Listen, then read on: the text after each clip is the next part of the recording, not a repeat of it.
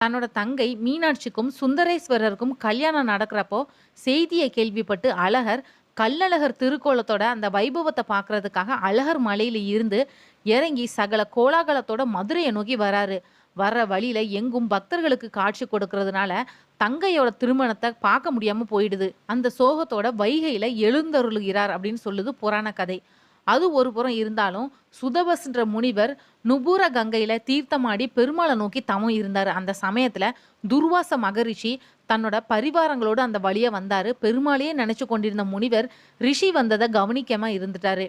ஆத்திரமடைந்த துர்வாசர் மண்டுகோ பவ அப்படின்னு சாபம் இட்டுட்டாரு. உடனேயே தவளையாகி போன சுதபஸ் சாப விமோச்சனத்துக்கு வழி கேட்டப்போ விவேகவதி தீர்த்த கரையில அதாவது வைகையில நீ தவம் பண்ணிட்டீரி, சித்ரா பௌர்ணமிக்கு மறுநாள் அழகர் அங்க வந்து உனக்கு சாப விமோச்சனம் கொடுப்பார்னு சொன்னாரு துர்வாசர்.